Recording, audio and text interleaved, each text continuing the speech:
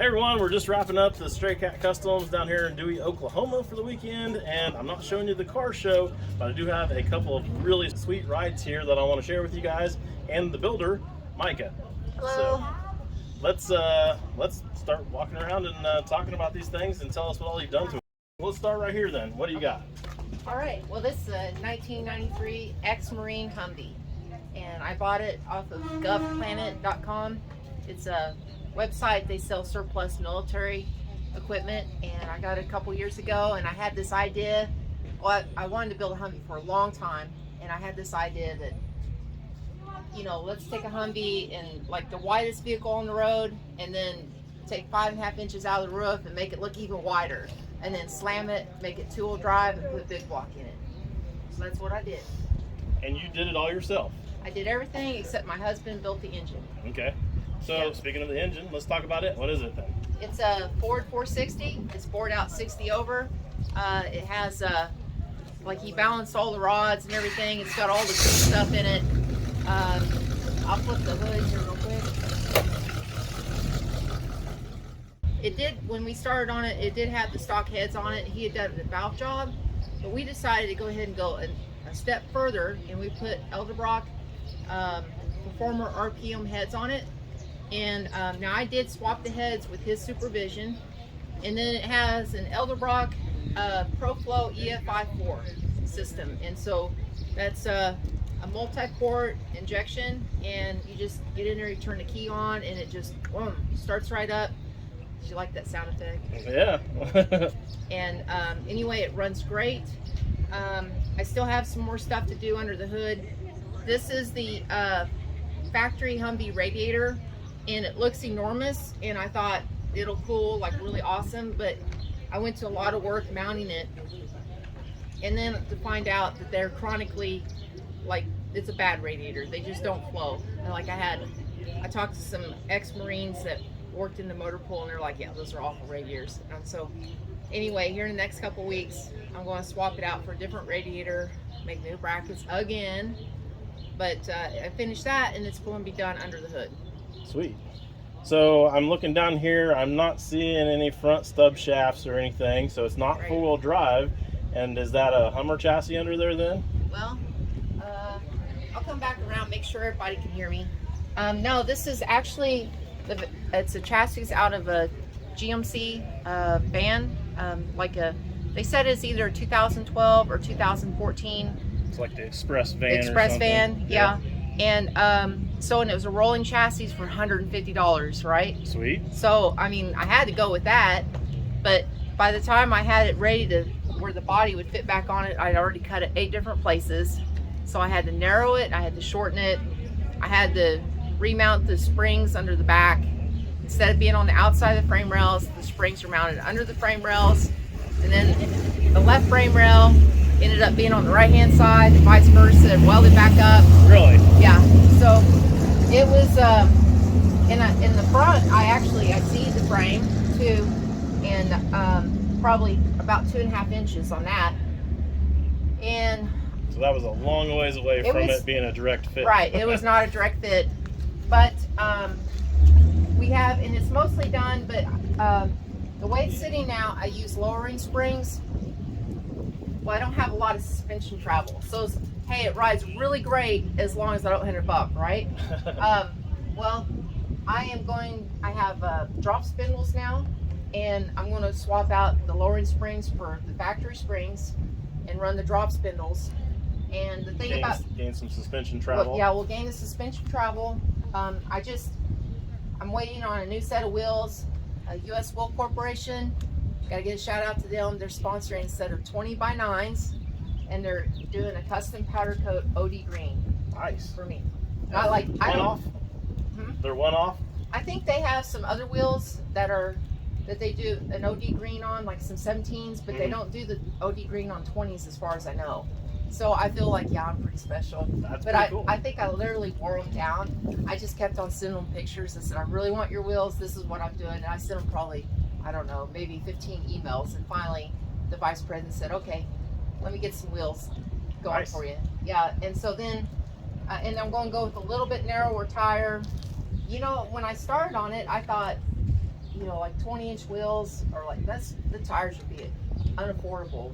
But now I find out that most new cars are like trucks and SUVs running 20s. Like, where have I been the last 10 years? I don't know. Right. And I'm like, the tires are actually cheaper than what I paid for these.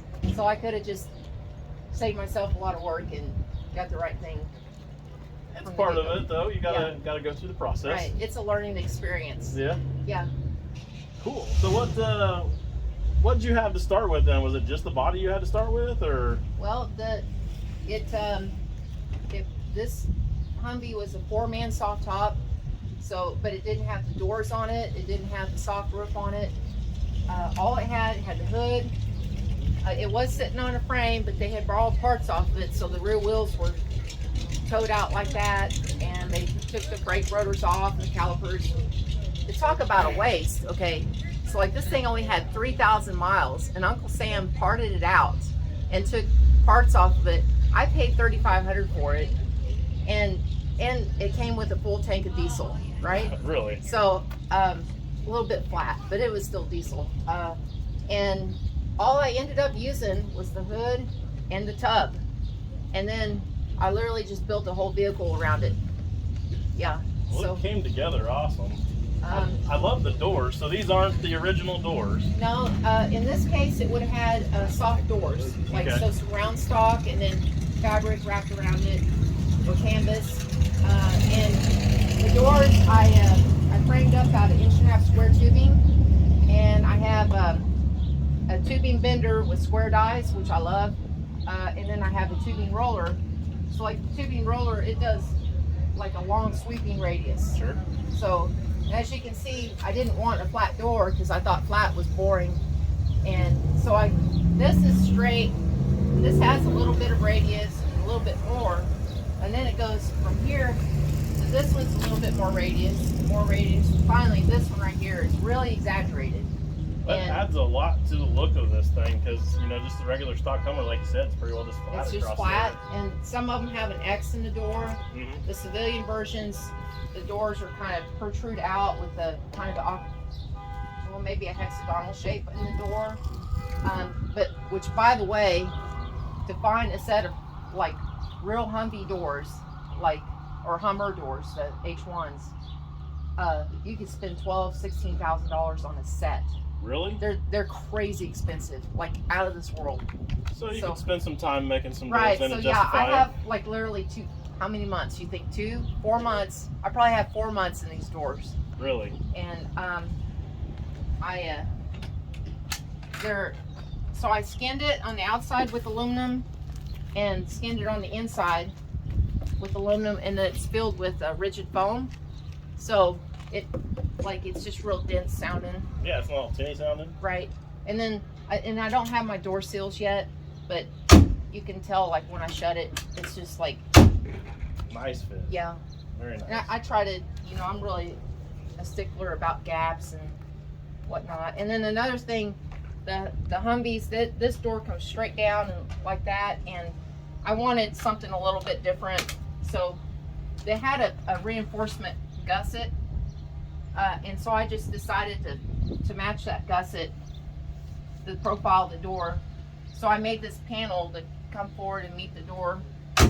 That worked out real well. And then I need to make a panel to cover that up with like maybe 4 stainless bolts or something. Mm. Yeah. What are you gonna do for door handles and stuff on the outside? Well, I have them made. I just didn't have time to put them on. I was like working on this up to the last minute to come to this fabulous car show, but it's actually just a little tiny lever, and it barely. Let me open this door. Okay, so I have a tube here. This is 3/4 round tubing, and then I have a handle that's kind of a crescent moon, and I have all thread that goes through here, and then another crescent moon shape. So when I move this, what it does is it pushes this end up and it releases the bear claw. Nice. So, and then same way with this, this goes all the way around and through that slot. It's the same lever that operates it. And I can see now why you've got a month's worth of time in it too, because not only did you have to make all that stuff, you had to figure it out in your head first before you even could. Right. And well, and like say like the pieces to this, I have probably 6 different little prototype levers, and of course you can't see them, but I do have the magic solution now where it comes from here and through that hole into the outside. But I had to make 6 different levers and then drill them and tap them and then find out they didn't work. And I'm like, oh, throw this one over on my workbench. I don't know what I'll use it for. Been there, done that. Yeah.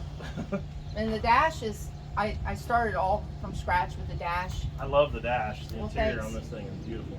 I have a CNC plasma cutter, and I made bezels for the gauges where it gave it kind of a, you know, like an aviation look, where like gauges for airplanes sometimes have a square flange. And so it's just a bezel, and I tapped it for a 1032 screw and just ran it right through the dash. And It's a nice touch. thank you. And then your console thing over there with the gauges in there. Yeah, okay, so that's funny because that's on a Lazy Susan bearing, and my husband sits over the passenger side. He can't see what's going on the driver's side, which drives him kind of crazy because he likes to know what's going on. So he sits over the passenger side, and he could just take that and just spin it around like such. And then he's like, okay, gauges all look good.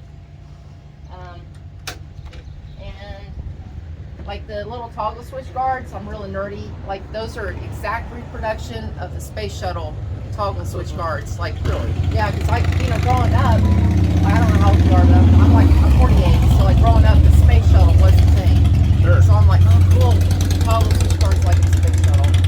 Yeah. Anyway. That's awesome. Thanks. And then those are just like the boxes they're in are just the electrical power distribution box that we got at a sale. Did you engrave the lid? I did. Nice. Our burn table has a engraving option, and so it's just a stylus that comes down, and it has a lubricant that drops down on the stylus, and then it just engraves it. It's noisy, but it does a great job. That. I'm very jealous of that. We don't have that option on ours. So I'm looking at this thing. Is it chopped? Yeah. Yeah, okay, so you chopped the top of a Hummer. 5.5 inches. 5.5 inches. Again, like when I got it, all it had was the A pillar and the B pillar, and everything on aluminum or a Humvee is made out of aluminum, so it's like an extrusion for the A pillar and B pillar. And I have such limited experience TIG welding, and I'm like, okay, I'm just going to take that off, and I want to make it out of steel. And again, I framed it up at 1.5 inch square, and then the top is aluminum, just like the doors, and filled with a rigid foam.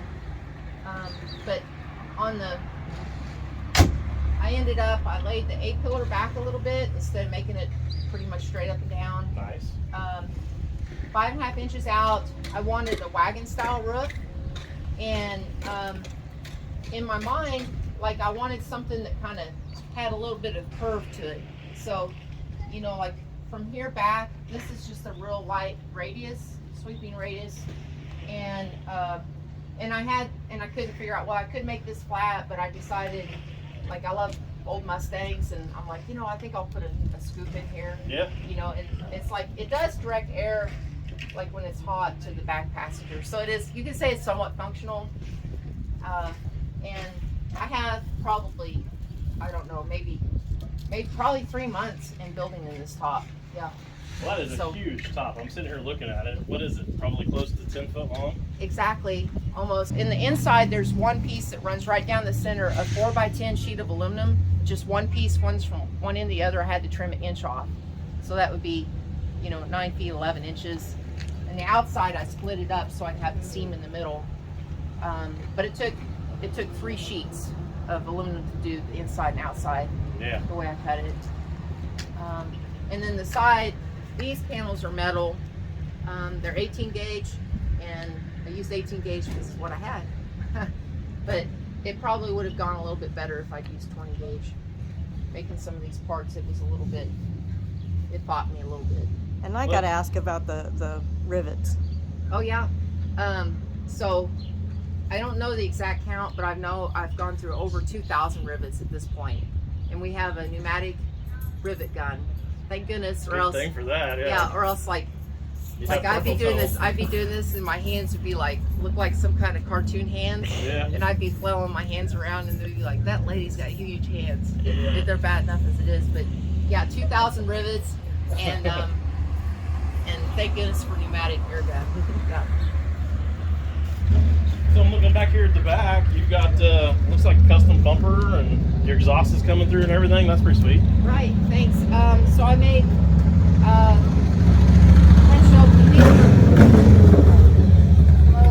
so I did a 3-inch exhaust from the header all the way back to the back, and then these are 4-inch tips, AFE power. So I have Hedman headers, Flowmaster FX mufflers, and then AFE power tips. And maybe we can start it up sometime, or yeah, we'd love to hear it. And anyway, it sounds really great. It's obnoxiously loud, and that means like when I drive around in town, I have to be like an angel, because I think literally in Joplin, I think if I goosed it on the north end of Joplin, the cops, I'm sure would hear it on the south end of Joplin. Yeah. And then this is really unique. I put the spring hangers actually coming through the bumper, so I had to mount the springs underneath the frame rails, and then to get it low, I had to kind of lay the hangers out back at this kind of an odd angle. It actually makes it ride a little bit softer. I was going to ask if it was going to make it softer. Yeah. Yeah, it does ride really good in the back, and now I've put a trailer on it, and I don't have a lot of suspension travel. So what I'm going to do, I already have them, but I have airbags that I'm going to use just as a supplemental. But it's going to be. So you're planning on pulling stuff with it? Yeah, it's going to. We have the makings of a single car, single axle trailer. It's really lightweight. I'm going to paint it OD green and then pull the Volkswagen, the car shows behind this. Which we got to get to next here real quick. And I don't know, I may be taking up all your time. We're good. We're good. A lot. Yeah. So what? I'm just now noticed these. What are these caps back here in the back? Well, let me open this up real quick. So those are my fuel tanks in the back. Honestly, I wasn't real crazy about putting my fuel tanks back there, but that's another story. I had to. The Humvees have a saddle tank, and I wanted dual exhaust, and the saddle tank had to go. And plus, to accommodate the saddle tank, the Humvees put the engine transmission in kind of crooked, and I'm real kind of like particular, like everything has to look plumb. So the saddle tank, it went away, and now I have a plan to not use a piece of wood. It's not classy, but for right now, it's my piece of wood. And now I just finished this up a week and a half ago, but there are two 12-gallon RCI fuel cells on each side, or one on each side, but two. And then these are Cobra style gas caps. So, I really like those. I bought this for a project, and I didn't use it years ago, so this has been on the shelf, and I'm like, it's the perfect fit for it. And so I had to buy another one just a couple weeks ago, and I got lucky because the handle, like, it just barely fits in there. So I love the tread plate with the OD green rubbed off of all the tread. I like that look. Well, thank you. I was Okay, so the backstory on that, I won't name names of the products, but I sprayed down a sound control and a heat control barrier, and then I put a bed liner on top of it, and I had a problem between the sound control and the heat barrier. Oh no. And it started peeling off, and some of it peeled off, some of it didn't, and I followed the directions to the T. So I was like, I don't want to strip all this out. So I just decided to cover it up with tread plate.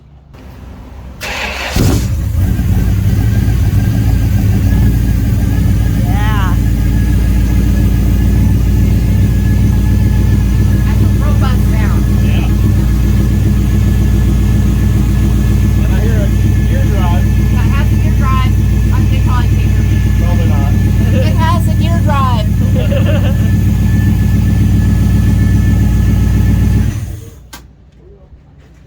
Very cool.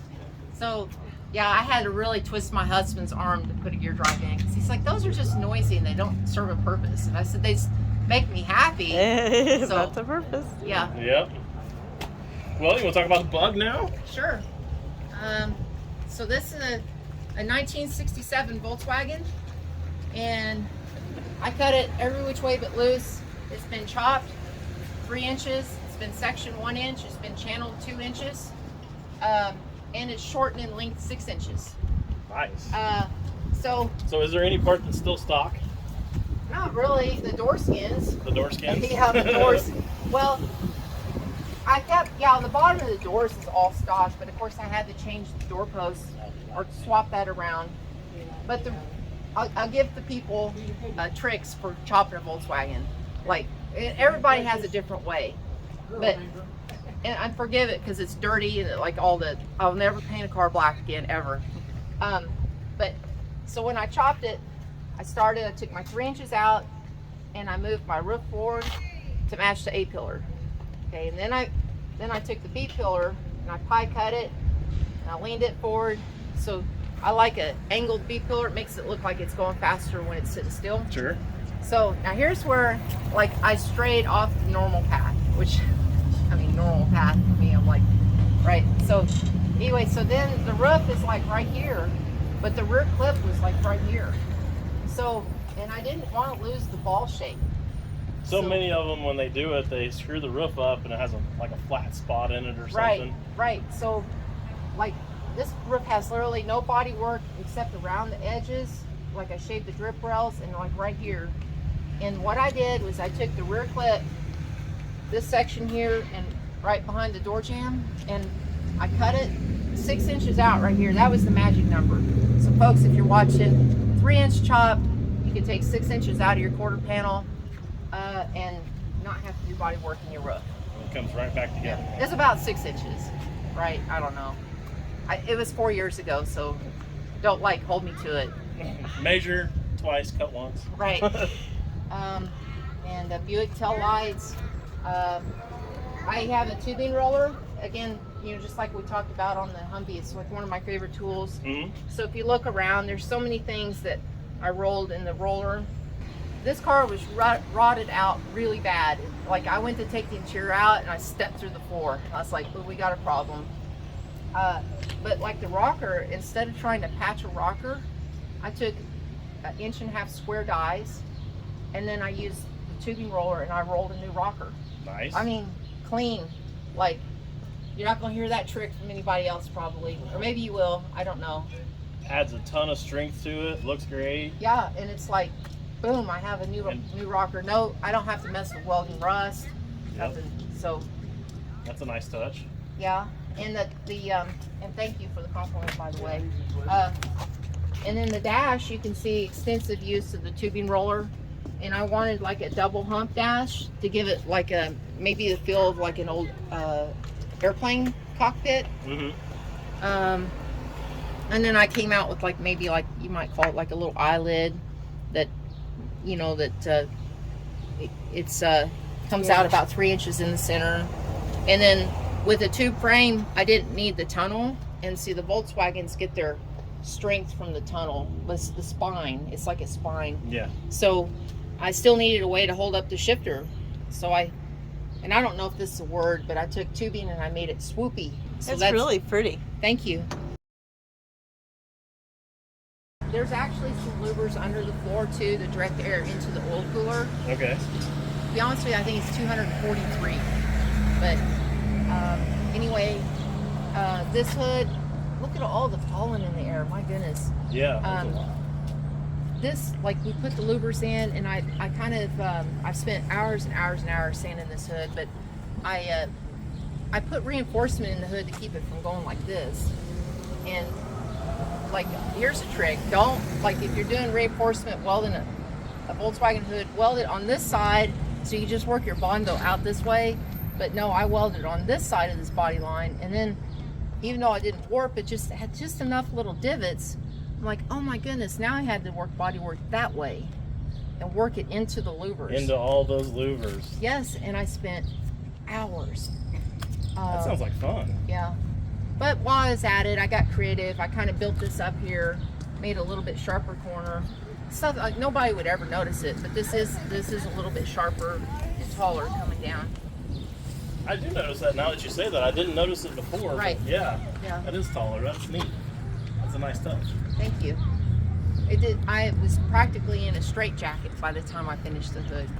You can ask Jimmy. I'd hate to imagine how much time you have in that hood. I have so much time. It's just laughable. It's like crazy. Who would even spend that much time on this hood? And it's even, and you probably won't be able to get this with the camera, maybe, but where I put in the reinforcement, it's all backfilled into it. It's all like, I mean, I took it down like 4 primers. Like, all the sand scratches are out of it. It's like, I mean, who would do body work underneath the hood too? If you guys can't see it on camera, I'm telling you here, the bottom of this hood looks as nice as the top of this hood, and the top of this hood is straight. So Right. that's pretty awesome. Thank you. I did the same thing inside the car. Like, I did the body work all on the inside the post. I mean, blocked it out literally, because I left the headliner out. So people, because I've had people say, no, there's no way you can chop a top without cutting a roof skin. I said, yes, there is, and let me prove it to you. So, like, I did the body work on the post, and then I sanded the underneath the roof skin, primed it, and there's no welds. You can't see any welding. So I'm like, because I'm from the Show Me State, and I'm like, yeah, Missouri. So I'm like, I'll show you. And they look in there and like, wow, you know. So, and these headlights, they're from Speedway catalog. Honestly, it's a generic headlight with a marker and turn light on top. I don't think they're actually meant for a particular year of anything. And it has Carmagia calipers on the front, rotors. Is that still all Volkswagen front end? It is. Like, I took the beam and I cut off the pinch welds and I worked it over smooth. But what is unique is the sway bar. And this is like reminiscent of my husband's days in racing midgets. So it actually has a tube that goes through the frame rails and has bronze bushings and then a spline torsion tube in there. And so, I mean, it is a really trick sway bar setup, and it like the car handles like a dream. I bet it does with that on there. That's awesome. Yeah. And of course, the back of the suspension is all custom. Let's check it out. Yeah, and if you have Volkswagen lovers on your channel, they'll know, like, when you lower the back of the Volkswagen, you've got Camber gets crazy. bad negative camber, and there's no solution for it. Well, because we built a tube frame, we started from scratch and we made this double A-arm IRS with coilovers. With coilovers, Yeah. So, and we have Heim joints. We made basically like a bird cage. And my husband took a stock Volkswagen brake drum, and he turned it down to make literally like a hub. And so we used the German parts, the German bearings, and then we put a Willwood brake rotor over it, and then made brackets for the calipers. Cool. Yeah. It was a lot of work. That's a ton of machine work and time there too. Yeah, it was like the brackets. I probably made 4 different sets before we figured out the right spacing and yeah. So what do you got going on for engine? 2028, and that's my husband's department. But I've got that down pat. I can talk about it as if I built it, but I really didn't.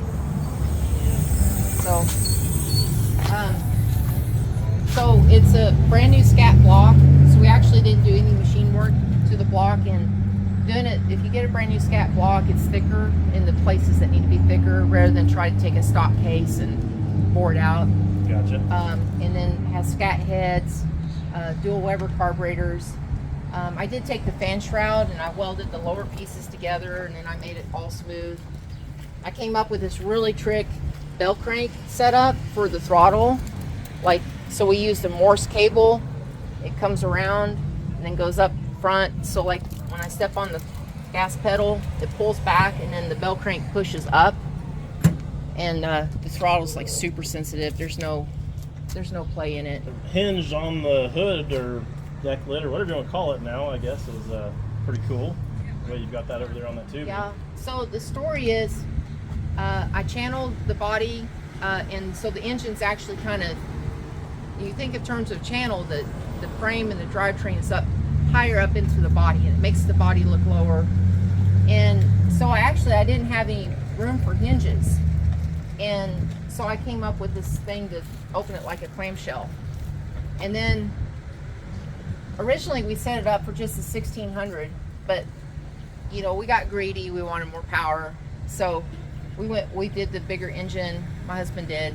It's all balanced too. It's like I watched them balance this is a funny story, but call me Pigpen, like, you know, on the Charlie Brown thing, he walks around with dust, but I was doing body work and I covered with dust, and I want to go see what my husband's doing. He's in the other building. I went, hey, how's it going? Get out of here, you've got dust all over you, because he's real picky about, you know, it's a dust-free environment in his engine room. Don't mess with it. But he would balance the rods, he'd weigh it and then take it over to a belt sander and just barely, you know, sand it off until all 4 rods weighed exactly the same and balanced the same. Nice. So for a girl that grew up in a body shop, I mean, that was fascinating to me. I've never seen anybody do that. It's a nice touch for sure. It is. So there's hardly any vibration. A little vibration when you start it, but for a Volkswagen, you know, they always kid that there's a 5th cylinder hidden in there somewhere. You know, but this one is balanced, nice. Can we hear it run? Yeah. Okay. Let me get the keys.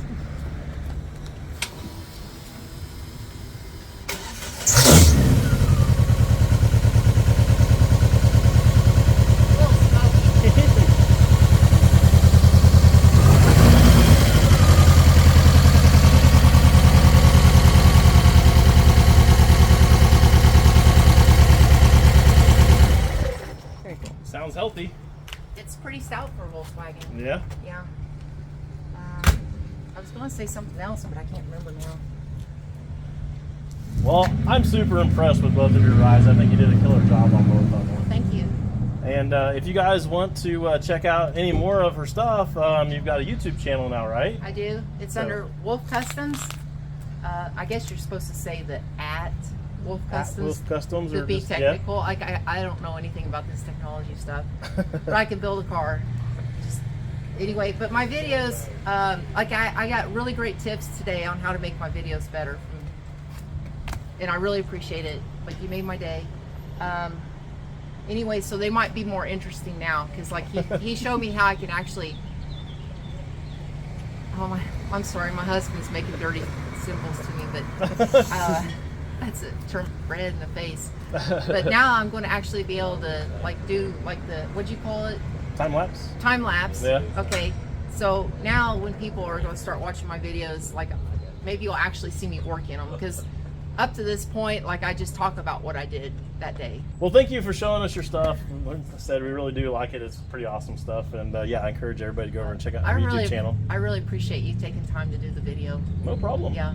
Yeah. You've got mad skills. Well, I guess we'll see you at the next show. Okay. Have a good one. I will. Thank you.